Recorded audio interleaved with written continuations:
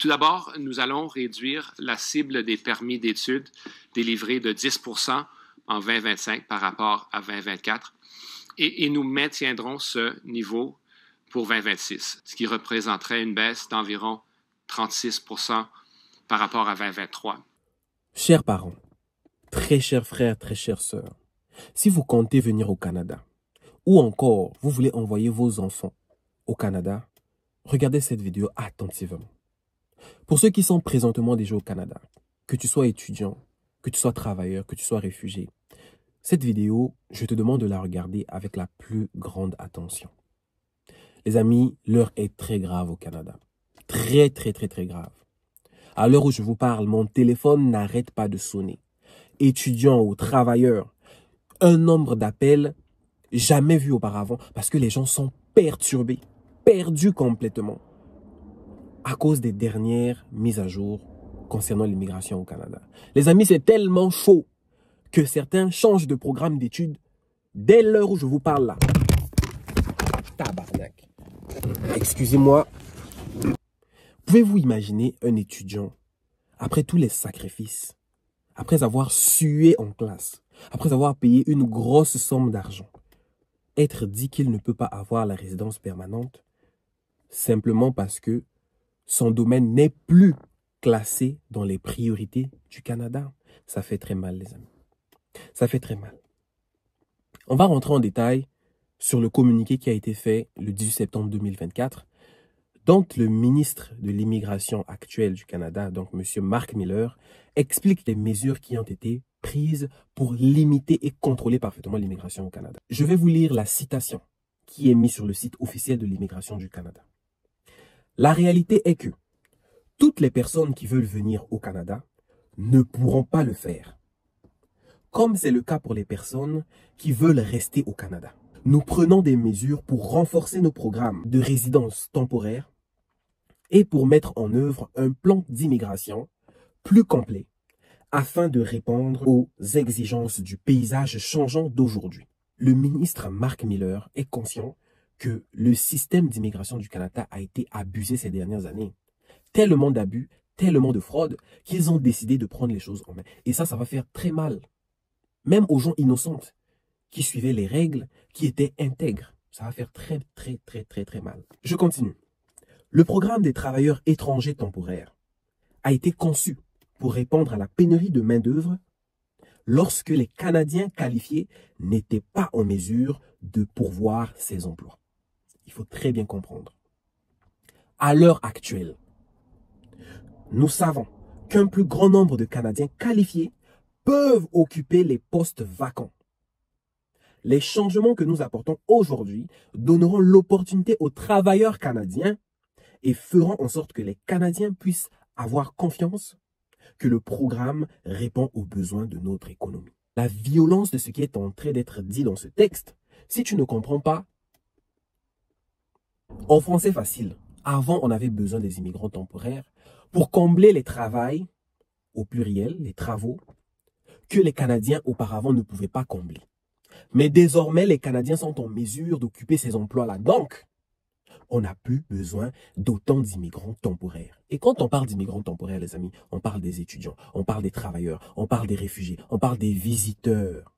C'est très, très, très, très, très chaud. Le premier point qu'ils ont abordé, c'est la réduction des résidents temporaires de 6,5% à 5% de la population totale du Canada. Ça, c'est des chiffres que, quand tu ne comprends pas, ils veulent garder tous les résidents temporaires à seulement 5% de la population du Canada. Ça veut donc dire que les 95% restants, ce sont des citoyens canadiens. Les amis, c'est violent ce qui se passe ici. Si tu n'es pas poussé, tu ne peux pas comprendre. C'est violent. C'est dit dans des mots clairs, simples, diplomates. Mais c'est tellement violent. Incroyable. Ils disent aussi que les diplômés des programmes collégiales publics vont rester admissibles, bien sûr, à un permis de travail post-diplôme, mais cette fois-ci, d'une durée maximale de 3 ans, si ce diplôme est dans un domaine d'études lié à des professions qui font l'objet d'une pénurie à long terme. Comprenez la phrase, les amis, c'est profond, c'est violent. Pénurie à long terme. Pénurie à long terme. Ça veut dire que ça doit être un manque qui est quasi permanent au Canada. Ceux qui sont dans le domaine de la santé sont sauvés. Mais le reste, les amis. Il parle également ici des changements qui ont été apportés au programme de permis de travail post-diplôme. Ils disent ceci. Tous les candidats devront désormais démontrer une compétence linguistique minimale du français ou d'anglais pour avoir un permis de travail post-diplôme. Les amis, avant, ce n'était pas le cas en fait. Avant, tu avais ton diplôme, tu demandais le permis de travail post-diplôme et ça s'arrêtait là. Tu n'avais pas besoin d'avoir à prouver que tu as des compétences linguistiques en français ou en anglais. Et ils disent que ça va permettre d'accroître la capacité de transition. Moi, je pense juste que ça va accroître les défis que les immigrants rencontrent chaque jour. Parce que même le test de français, tu dois payer, les amis. C'est pas gratuit. Tu l'échoues, tu repayes. C'est pas gratuit. Et non seulement tu repayes, mais tu attends 1 à 2 mois avant d'avoir les résultats. Donc, c'est-à-dire ta vie, tes objectifs sont simplement ralentis.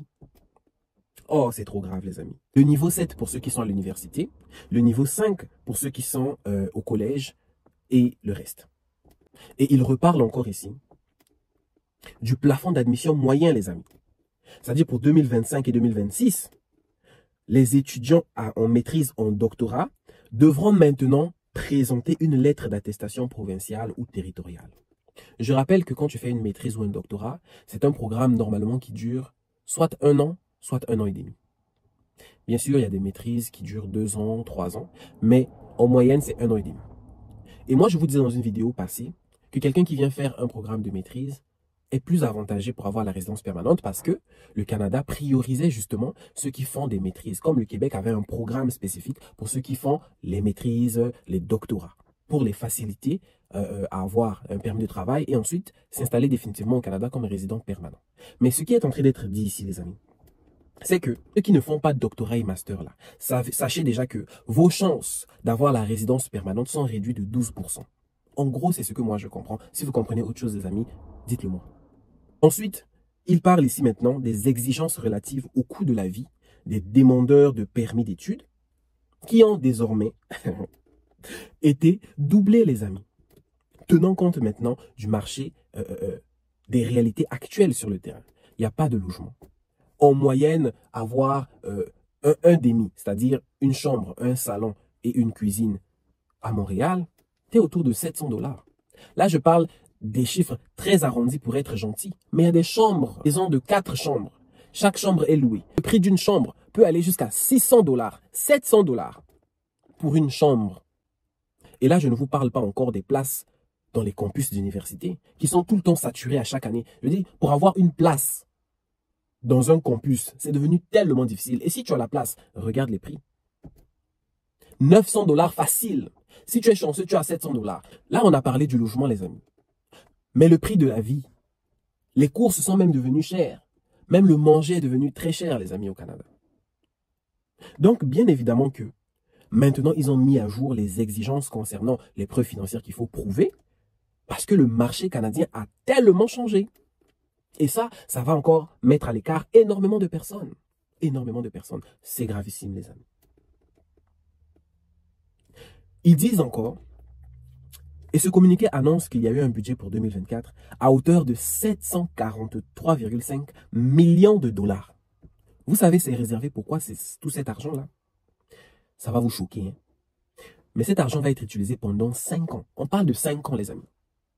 Et le but premier, ce sera de contrôler de façon totale et radicale le système de demande d'asile au Canada.